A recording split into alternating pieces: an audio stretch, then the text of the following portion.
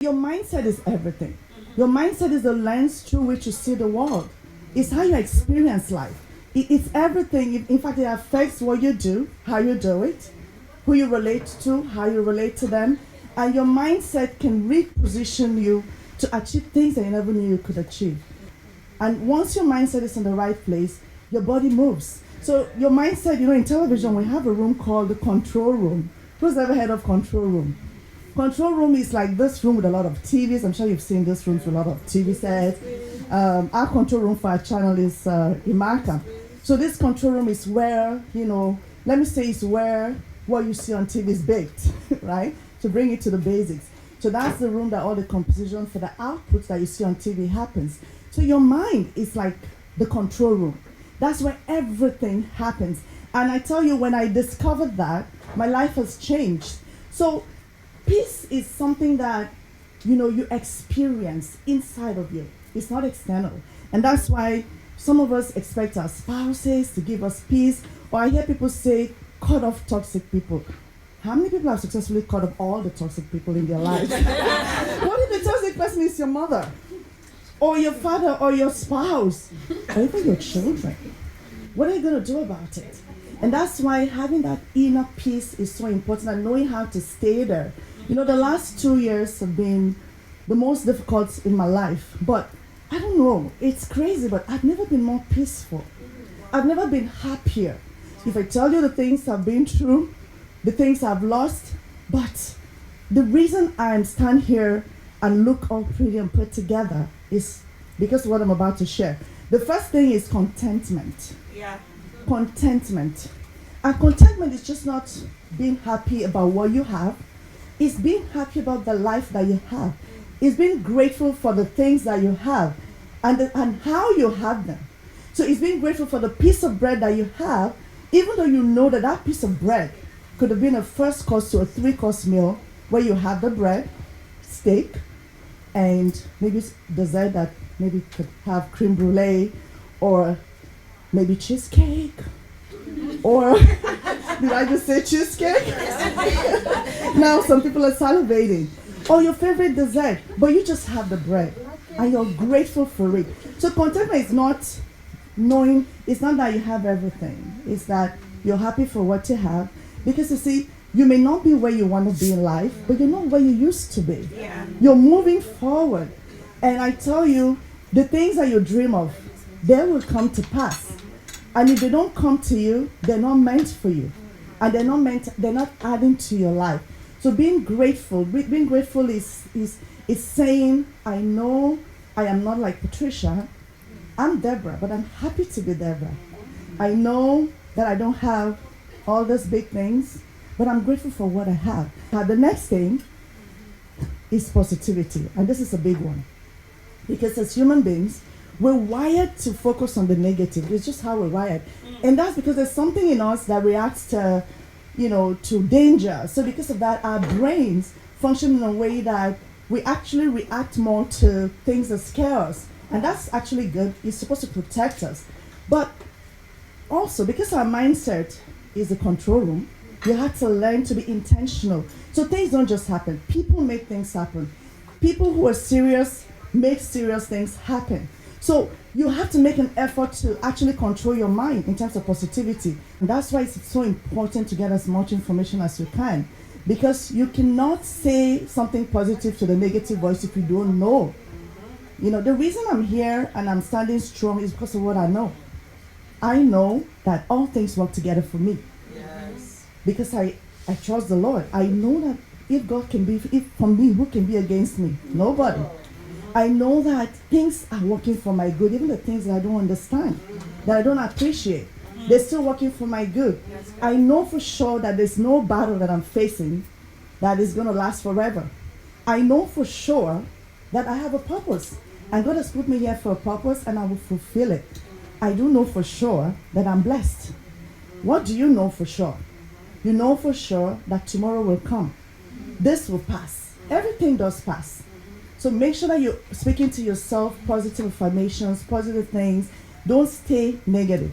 Now, the next thing is being quiet, serenity. I'll tell a little story. there's this leader that went, with his followers, and they were, taking walks in the wilderness. And he said he wanted to drink water, so he sent, some of them to go get water. And they came back and said, when we went to get the water, we realized that the cats just came and kind of ran into the lake, and it's all dirty. So he said, okay, just wait a little bit, and he sent them right back. And they came back again, and they said, the water is still muddy. And he said, okay, just wait a little bit. And he sent them another time. And when they came back this time, they came back with clean water. And you know what he said to them? He said, you see what you did to the water to make it clean? You let it be. You let it settle. The problem is that sometimes we don't let things be. We don't make peace with what we're going through. I make peace with things.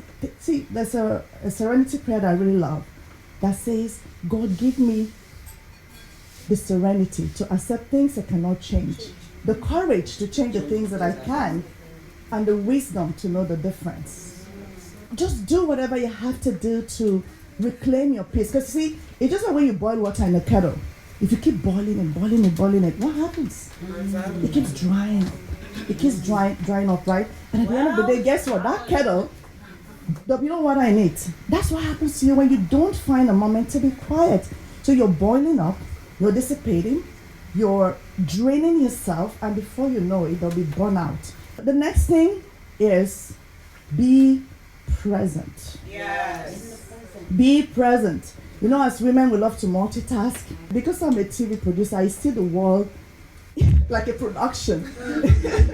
But life is, I don't know if you know what a live broadcast is.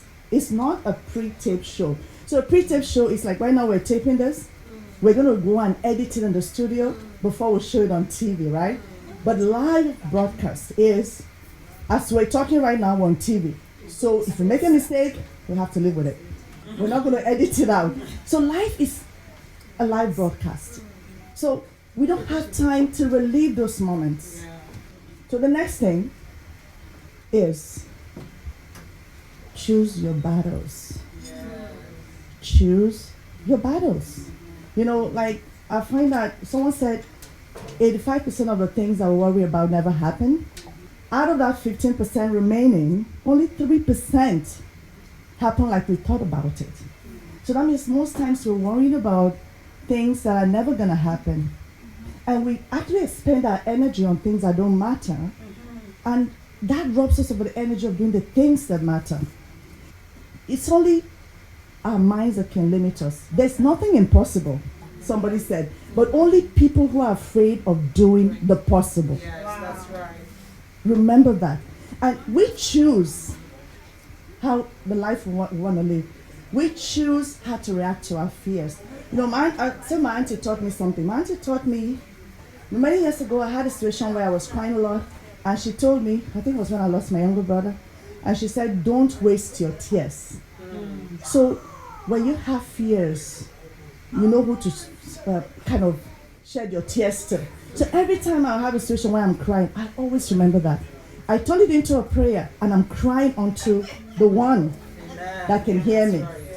So always have a way to actually shed out whatever it is that's bothering you. So do whatever you can to focus on what's important. You don't have to fight with everyone. Sometimes play the fool. Let somebody else win the argument. Just be looking at them and going, she doesn't know if she's a real fool. It's true, especially for married couples. Sometimes we argue about nonsense. Like sometimes my husband and I will be arguing, and I was stopped and be like, if somebody just came and asked us what we're arguing about right now, it's so embarrassing to tell them because it's nothing. You're arguing about nothing.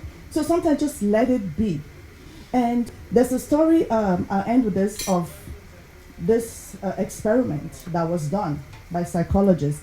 So they put, a shark with some little fishes in this, pond. And you know what will happen? The shark ate all the little guys, right?